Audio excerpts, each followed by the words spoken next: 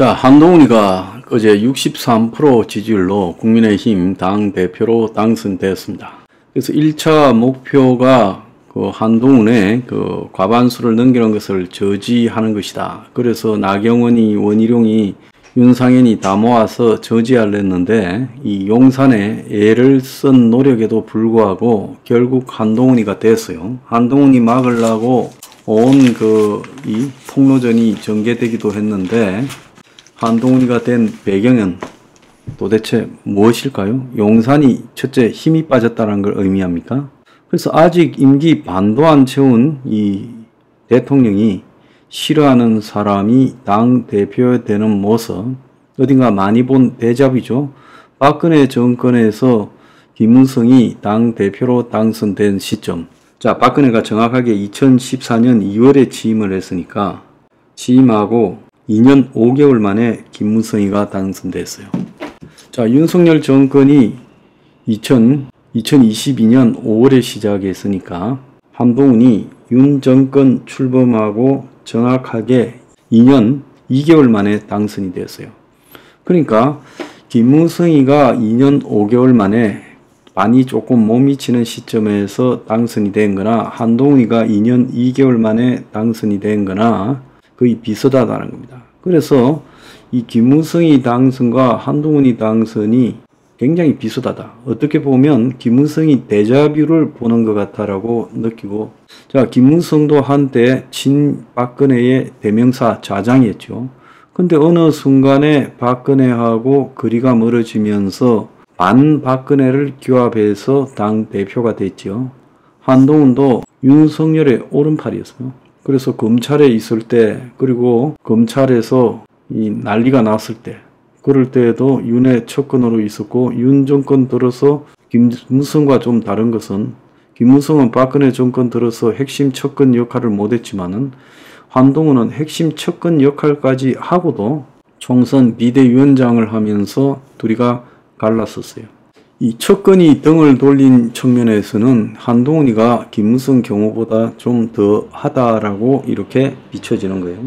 자, 한동훈이가 국민의 눈높이에서 반응하겠다라고 말하면서 최상병 특검 수정안을 당내 민주적 토론을 거치겠다.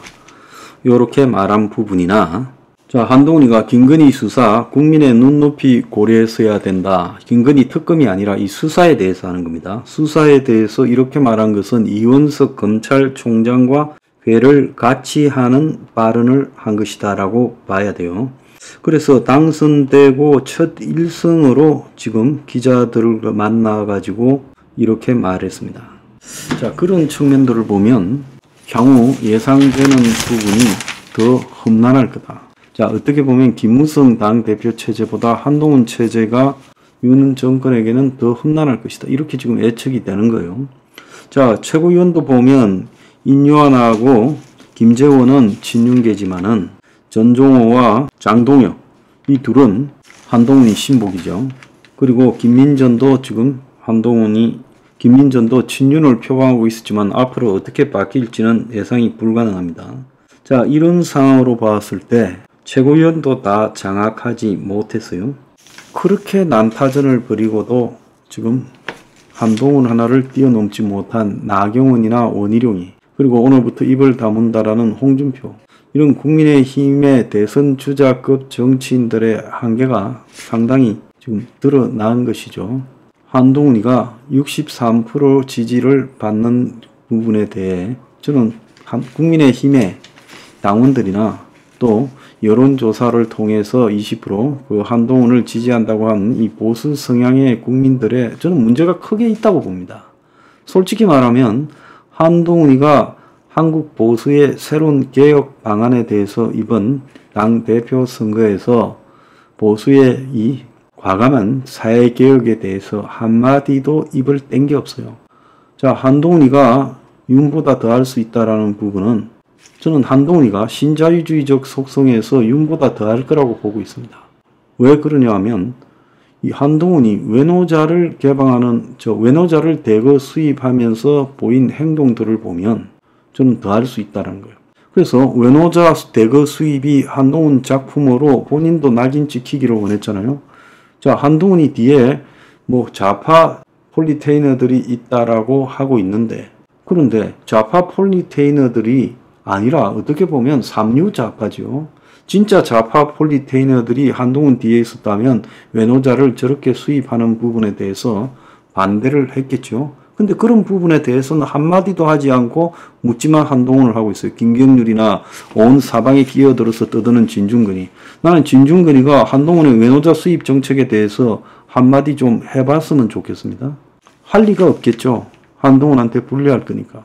한마디로 보수 진영에는 그럴싸하게 기존의 고루한 보수가 아니라 새로운 보수처럼 보이려고 하고, 일반 국민들을 상대해서는 73년생, 그러니까 이제 나이가 갓 50줄에 접어든 젊은 보수, 이런 걸 내비치고 싶어 하죠. 요즘 뭐 유럽에는 20대, 30대 총리까지 나오는 마당에 50대 초반이 젊은 것도 아닙니다. 이 보수층이라는 게 제가 전에 몇 번 이야기했지만 저열하고 비루해가지고요. 한마디로 계속 될 만한 사람에게 줄을 서는 성향이 너무도 심하다. 그리고 권력의 향배에 냄새를 맡고 그 길을 쫓아가는 집단들인가에 대해서 너무 명확하게 드러나고 있는 거예요. 한동훈이 무슨 주장을 했는가? 한동훈이 보수의 새로운 방향을 제안하는가? 한동훈이 현재 보수의 문제들에 대해서 정확하게 인식하고 있는가? 이런 것들에 대해서 단 하나의 의문조차도 품지 않고 한동훈 앞에 줄 서요. 윤석열이도 대통령 만들 때 보수가 그렇게 만들었죠. 그런데 솔직히 말하면 저는 한동훈은 윤석열의 보급형 수준밖에 안 된다고 보고 있어요. 왜 윤석열의 보급형이냐? 윤석열은 어느 정도 자신이 어떤 생각을 가지고 있는지 보수에 많이 알려지기 전에 조국 수사를 한 부분만으로 지금 공정과 어떻게 보면 정의의 상징처럼 보수판에 뛰어들어서 그야말로 경쟁력 없는 보수. 지난 2017년 대선에서 홍준표가 보여준 경쟁력 미달의 보수에 대해서 대안으로 자리를 잡았어요. 지금도 보수가 자체적으로 이재명과 겨룰 만한 대안들이 좀 없다라는 게 분명하잖아요. 그러면 여기서 사람을 가지고 바꾸는 게 아니라 정책을 바꿔야 되는데, 이 보수가요, 변화를 너무 싫어하다 보니까 원희룡이고 나경원이고 오세훈이고 변화를 못하고 있어요. 홍준표도 마찬가지고. 그러니까 그 자리에 이제 한동훈이가 또 앉은 겁니다. 이렇게 되면 앞으로 보수의 대선 후보는요, 계속 그냥 새로운 인물들, 검증되지 않은 인물들만 갖다 놓고 쓸 수밖에 없다라는 거예요. 빌려와서 선거를 치를 수밖에 없다는 겁니다. 근데 한동훈이가 윤석열 보급형이라고 말을 하는 것은 솔직히 윤석열이 같이 조국과 맞서는 것조차도 하나 못했어요. 한동훈은 기껏해야 윤석열이한테 맞선 게 다죠. 근데 윤석열이한테 맞선 거는 자기들끼리 권력 투쟁이지 조국이라는 당시 문재인 정권의 절대 권력을 정리하려는 그런 시도하고는 관계가 없는 겁니다. 그러니까 한동훈은 권력에 맞선 것은 윤석열밖에 없다. 자, 한동훈이 윤석열한테 맞선 것은 윤석열, 김건희를 너무 잘 알기 때문에 저들은 내가 맞서도 나를 어떻게 하지 못할 것이다, 이런 생각에서 했겠죠. 그래서 한동훈은 일찌감치 어떻게 보면 정권 바뀌자마자 법무장관 되자마자, 아니 그 전부터 자신이 대권에 가야 되겠다, 윤석열 당선 직후부터 그런 생각을 했을 거고 윤석열이 당선되기 전부터도 그런 생각을 했을 거라고 봅니다. 그래서 차근차근 자신을 갖다가 알리고 홍보하는 부분을 밟아왔고, 그것이 이번 당대표 경선에서 한동훈 뒤에 상당히 홍보나 정치 컨설팅 그룹들이 있다는 것이 명확하다는 게 밝혀진 거죠. 그런데 한동훈이가 사진을 가끔씩 노출시키고 그런 형식의 진부함은요, 윤석열에 좀 서툴었던 것처럼 보이는 행보보다도 더 못한 거예요. 그래서 한동훈이는 보수적 가치 측면에서 보면 윤석열이보다도 더 못한 것 같고, 또 그 배경, 사상적 배경을 보면 윤석열이보다도 더 오리무중이고. 자, 그러면 윤석열에는 김건희라는 치명타가 있지 않냐? 한동훈이는 아직 검증을 안 받았으니까 한동훈이의 여러 사적인 부분이나 가족관계 부분이 안 드러나서 그렇지, 저게 드러나면 윤석열이보다 덜하다는 것도 볼 수도 없어요. 그래서 지금 뭐 대충 나오는 이야기만 보더라도 복잡한 내용들이 많이 보이고 있어요. 그래서 그 보수 대중들이 63%나 줄을 서서 한동훈을 만들었다고 해서 한동훈이가 앞날이 탄탄할 거다, 그렇게 보이지도 않고, 또 한동훈하고 윤석열이, 한동훈이 어제 되자마자 윤석열 정권은 뭐 성공을 위해서 같이 합해서 가겠다라고 말을 하고 있지만, 그것은 제가 봤을 때 그냥 하는 소리고, 중도층 외연 확장에 나서겠다지만 한동훈은 어떻게 보면 윤석열이보다 더 신자유주의적인 기득권 수구 꼴통들의 이해관계에 연결돼 있을 수 있다는 겁니다. 그래서 윤석열이 오히려 당정이 한배탄 공동운명체라고 어제 실험 표정을 억지로 감추는 척 하면서 버티고 있었지만, 사람은 자신의 개성을, 성격적 특질을 감추지 못하는 법입니다.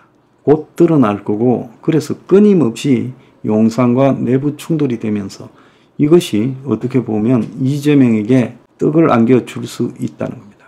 그래서 이 보수의 앞날이 참으로 험난해졌다라고 첫째 볼 수 있고요.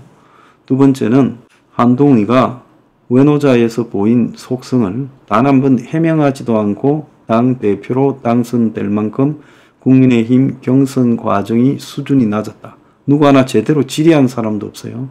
그리고 지지자들은, 서민 보수 대중 지지자들은 한동훈에 대해서 외노자 수입 정책에 대해서 제대로 이 평가나 비판도 하지 못했다는 겁니다.